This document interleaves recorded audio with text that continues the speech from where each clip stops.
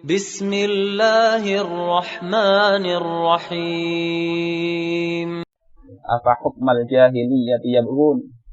Apakah hukum jahiliyah yang mereka kehendaki? Wa man ahsanu minallahi hukman liqaumin yuqinun.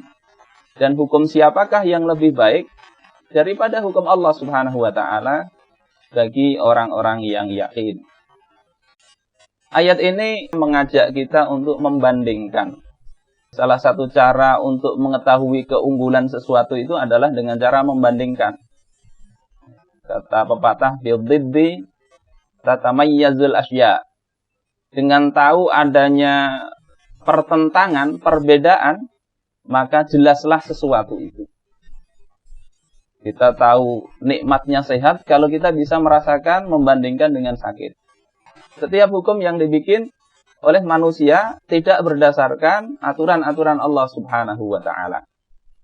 Disuruh membandingkan dengan apa? Disuruh membandingkan dengan hukum Allah Subhanahu wa ta'ala. Mana yang lebih baik? Kita bisa bandingkan ini semua dari berbagai macam sisi. Beberapa waktu lalu ketika corona merebak itu ada seorang profesor menulis bahwasanya khilafah itu nggak bisa jadi solusi untuk menyelesaikan corona. Karena khilafah sendiri, dia katakan gagal juga mengatasi wabah ta'un. Di Syam itu pernah terjadi ta'un amwas. Korbannya banyak. Ya. Di dalam Bidayah wan Nihayah itu ada 25.000 kaum muslimin di Syam itu meninggal. 25.000. Saya pikir-pikir betul juga ya, itu masa khilafah. Sahabat juga wafat. Abu Ubaidah meninggal. Mu'adz bin Jabal meninggal juga. Kalau sekedar berpikirnya begitu, tidak ada pembanding, kita katakan memang gagal, nggak berhasil. Tetapi ketika kita bandingkan dengan sistem selain khilafah saat itu, kita baru tahu bahwasanya itu sebuah keberhasilan. Karena di daerah-daerah yang lain korbannya jutaan. Jadi 25.000 itu nggak ada apa-apanya dibandingkan penanganan yang dilakukan oleh negeri-negeri yang lain. Perbandingan itu penting, dan perbandingan itu harusnya proporsional, yakni membandingkan kejadiannya saat itu. Kalau kejadiannya berbeda waktunya, lain lagi ceritanya. Pada masa Nabi banyak perangnya, perang Badar, perang Uhud, perang Khandaq, ya, perang Mu'tah dan sebagainya. Ada 62 kali ghazwah maupun syariah yang terjadi pada masa Rasulullah di Madinah itu. Apakah itu sebuah kejelekan? Tidak. Kita bisa lihat pada masa itu memang zamannya seperti itu. Zamannya peperangan begitu. Sehingga perang yang dilakukan kaum muslimin saat itu, jihad itu adalah salah satu perang yang paling beradab di dalam sejarah pada masa itu. Rasulullah ketika menaklukkan Makkah, beliau katakan, idhabu wa antumut tulaqa. Pergilah kalian semua bebas. Mana ada pada zaman itu peperangan, begitu menang itu musuh dibebaskan begitu saja. Perang Badar ada tawanan, mereka disuruh mengajari kaum muslimin.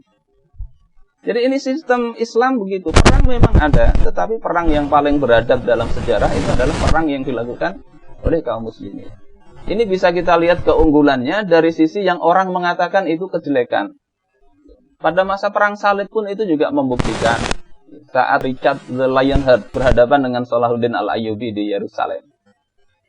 Suatu ketika Richard ini sakit, itu justru diobati oleh Salahuddin al-Ayyubi. Dalam medan perang, coba bayangkan bagaimana perang dalam Islam itu beradab.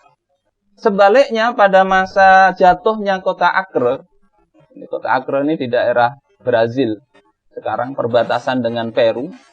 Kota itu awalnya ditaklukkan kaum muslimin, jatuh. Raja Richard waktu itu mengeksekusi 3.000 tawanan kaum muslimin. Jadi dibawa keluar, dibunuh semua. Terjadi. Bagaimana juga ketika Spanyol, ribuan kaum muslimin dibantai. Siapa pelakunya? Bukan Islam, bukan. Termasuk yang paling besar ketika bicara perang, itu adalah perang dunia. Siapa pelakunya? Bukan negeri khilafah, bukan negeri Islam. Korbannya waktu itu 50 juta orang meninggal di kalangan sekutu, Inggris dan kawan-kawannya. 12 juta korbannya meninggal di kelompoknya Jerman dan kawan-kawannya. 62 juta korbannya. Itu bukan sejarah Islam. Jadi kalau kita lihat ada orang mengatakan fikih itu produk perang salib, itu kacau betul. Kita bisa katakan hukum sekarang ini produk perang dunia. Dan korbannya jauh-jauh lebih besar dari itu. Jadi ini keunggulan sistem Islam kita bandingkan satu sisi dengan satu sisi pada era yang sama. Keunggulan berikutnya adalah kalau kita lihat dari sisi biaya. Allah Subhanahu wa Ta'ala membuat sistem khilafah ini untuk masalah pemilihan itu sederhana. Bisa memang dengan pemilihan umum boleh juga. Tetapi itu lebih awet karena apa? Begitu terpilih, masa jabatannya itu tidak dibatasi. Tidak perlu banyak biaya. Bandingkan dengan sistem demokrasi sekarang di Indonesia. Biaya yang dipakai berapa? Selama 2014-2019 untuk pemilu presiden maupun kepala daerah, itu menghabiskan 65 triliun.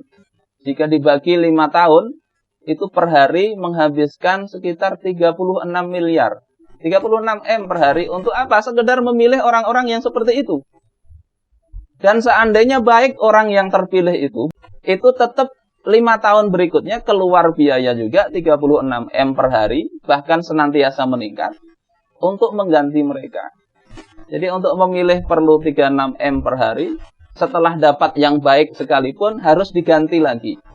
Ya, dengan biaya yang senantiasa meningkat. Apakah dengan biaya itu selesai? Tidak. Untuk membuat rencana undang-undang RUU saja, itu satu RUU dibutuhkan biaya 5,2 miliar rupiah. Itu baru rancangan. Di dalam hukum Islam, hukum Allah Subhanahu wa Ta'ala itu diberikan Allah Subhanahu wa Ta'ala secara cuma-cuma.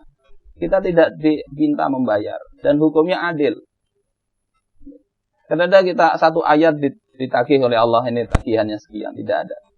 Sudah seperti itu efek dari tidak diterapkannya hukum Allah itu adalah mudahnya penjajahan. Undang-undang itulah sumber masuknya penjajahan. Asing bisa mendiktikan undang-undang itu dan undang-undang itu akhirnya menguntungkan kelompok mereka. Nggak usah heran kita ketika ada undang-undang tidak berpihak ke rakyat. Jadi ini bentuk sistem yang ada ini. Pertama sudahlah mahal, yang kedua hasilnya tidak baik, yang ketiga menjadi peluang dijajahnya negeri ini dengan penjajahan gaya baru, yakni penguasaan secara legal. Sementara kita diberi Allah pilihan, yakni hukum yang lebih baik, hukum Allah Subhanahu wa Ta'ala. Pertama lebih baik, yang kedua ini adalah bukan hanya lebih baik, ini kewajiban. Andai pun tidak baik sekalipun, ini kewajiban kita semuanya. Kita akan dimintai pertanggungjawaban kelak oleh Allah Subhanahu wa Ta'ala. Apakah kita pilihannya ini sudah benar ataukah tidak?